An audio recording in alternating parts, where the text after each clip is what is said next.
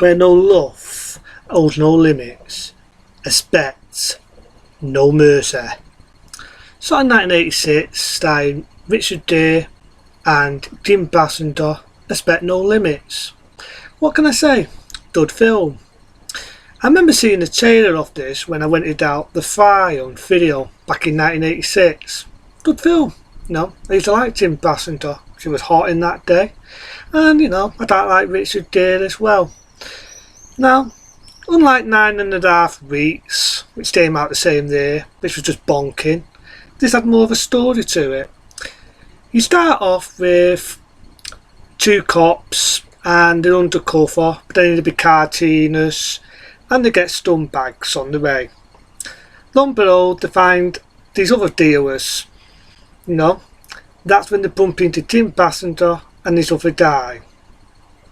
Now, in all fairness, I always wonder, would you get away with making a film like this now? Especially a scene when Richard Gere slaps Kim Basinger. Not just once, but a few times he slaps Kim Basinger.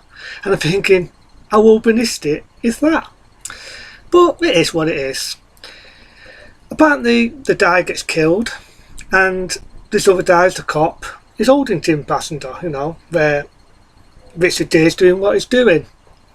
You do get a psychopath, the type who's jealous, and basically the type who'll cut your fucking heart out if you've been seen with Kim Basinger. That about being a jealous type? The same actor, one year after, would appear in The Living Daylights. Yeah, a James Bond film. I always thought it was a weak villain in the Bond film, but in this, I think it was a pretty good Bond villain. Well, Bond villain. I say he was a better villain in this than what he was as the Bond villain in The Living Daylights. Long behold, they come in to get Richard Gere's partner, his cop mate, and they kill him. Now, I do know in TV version it was cut down a bit, but on the uncut version they really do stab him. You don't see it, but you get the idea that he's pulled out his intestines and he's made a mess out of him inside, with a knife, I mean. So this guy's definitely a psychopath. He's the type of guy you don't want to fuck with. Lo and behold, on the way, he does look for Kim Basinger.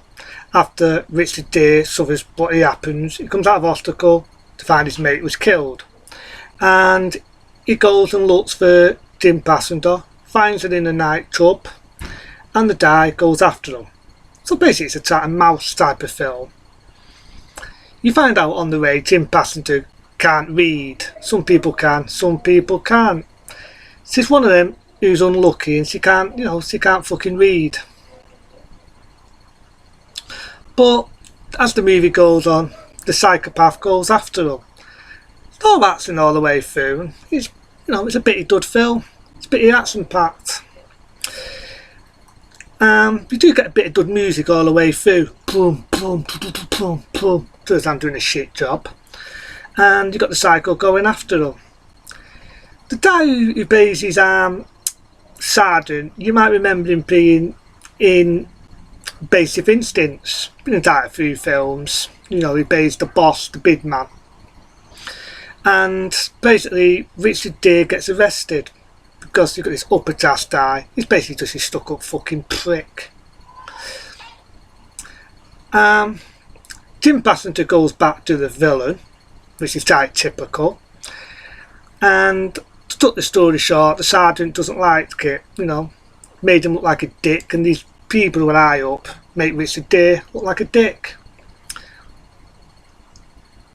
I do like the scene where the sergeant says, "Look, Richard Gere," he's Carter, "I don't like you, I think you're a dick, but I don't like what's going on.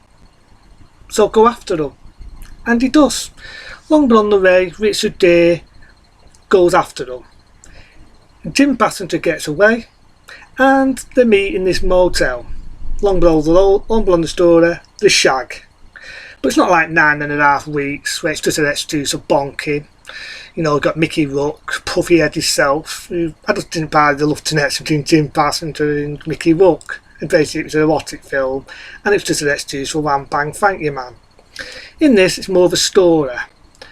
The villain finds out, and he kills someone. There's a lot of killing in this, and he definitely doesn't fuck around with the knife. Definitely is the type of character you would be scared of. I do like the man-made traps what Richard Gere makes to outsmart the villain, and basically it's just his action type of thriller.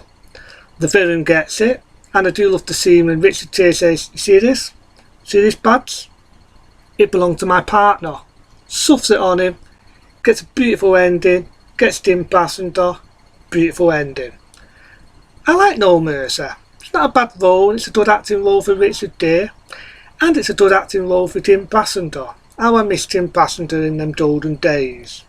The days when she did Batman, the days when she did No Mercy, and that golden era of films. It's not a bad one. There's not really a lot else I can say about No Mercy. It was a popular movie when it came out, and it was a proper rentable video when it came out in 1986. So because I like No Mercy, and I think it's a good one, a 6-star rating. Oh, not a 6-star rating, gotta get my maths right. An 11-star rating. An 11-star rating, because nothing else I can say about No Mercy. It's a filler. The bonkers scene when it needs to be, because it does have a story to it, because the villain knows she's had intercourse and kills someone for fucking up. So it's just not an excuse. And the villain gets a well-deserved death. And there's a bit of me that just fucking wish that the villain would be like that in The Living Daylights. You want to see a better villain, watch the one in License to Kill. But in this, I do admit he made a better villain. He was intimidating, he was scary, he was a guy you don't want to fuck with. Oh no, he was an evil bastard. Richard Gere plays it well, gets his sweet revenge at the end, gets Tim Passenger, and it's a good film for that. So No Mercy from 86, as I just said, gets an 11-star rating. It's a good film for what it is. I go for it. I see no faults in No Mercy. So, as I said, 11-star rating, action thriller, check it out. Other than that, see everyone later, and I'll be doing some more reviews, more tests, and if you like what you see, subscribe or leave a nice comment. Other than that, I'll keep you posted on other things, and I'll keep you posted on other films. Other than that, see you later.